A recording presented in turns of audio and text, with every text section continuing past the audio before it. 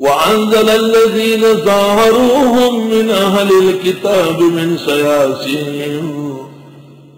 اب سنو ذرا، اب جب خندق ختم ہو گیا، پیغمبر و صحابہ مدینہ پہنچ گئے اور آپ گھر میں تشریف لے جا کر نہایا یا آپ نے ہتھیار اتارا، اتنے میں جبریل سامنے آیا، فرمایا آپ نے تو نہایا، ہتھیار اتارا، ملائک کو اتارنے کی اجازت نہیں ہے۔ آپ نے پوچھا کہاں کا اشارہ ہے؟ کہا غداروں کو ختم کرنے کا اشارہ ہے، جنہوں نے آپ کے ساتھ عہد کر کے توڑا ہے ان کی خیر نہیں۔ بنو قریظہ کے یہود جنہوں نے سخت وعدہ کیا تھا اور خلاف کیا، آپ باہر آئے، اعلان کیا، صحابہ تھکے ہوئے تھے، زخمی تھے، چوٹ تھے، سب نے کہا ذرا صبر، کل پرسوں۔ آپ نے کہا چلو تم بیٹھو گھروں میں، خدا کا نبی اکیلے جائے گا، فتح کر کے آئے گا، امر ہو چکا ہے خدا کا۔ آپ یہ کہہ کر سر پر جنگی ٹوپی رکھی، گلے میں خنجر لٹکایا، تلوار ہاتھ میں لی، ذرا بیٹھ کر کے باہر آئے۔ آپ کو دیکھ کر کے صحابہ آپ سے 40 قدم آگے بڑھ رہے تھے، پورے کے پورے جماعت باہر نکلے۔ حضرت کی اللہ نے ایسی شان و ہیبت دی،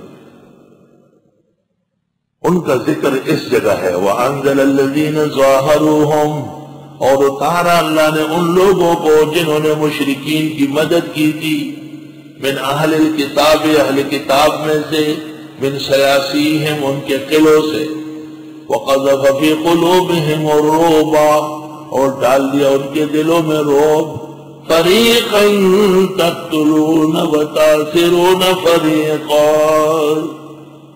ایک گروہ کو تم قتل کر رہے ہو اور قید کر رہے ہو ایک گروہ کو،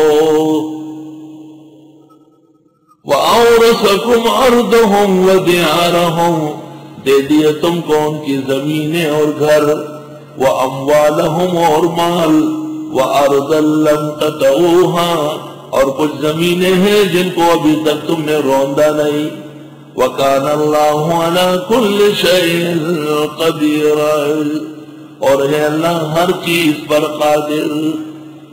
حضرت تشریف لائے، آپ بنو قریظہ سے کہا مجھ سے معاہدہ کرنے والے سامنے آئے، معاہدہ کرنے والے چھپ رہے تھے، آپ نے کہا ان کے قائم مقام آئے، ابھی تحریر کی سیاہی تازی تھی، تم مشرکین کے ساتھ کیوں میرے مقابلے پہ آئے؟ انہوں نے کہا ہم مجرم ہیں، سزا مقرر کریں۔ آپ نے کہا سزائے دو ہے،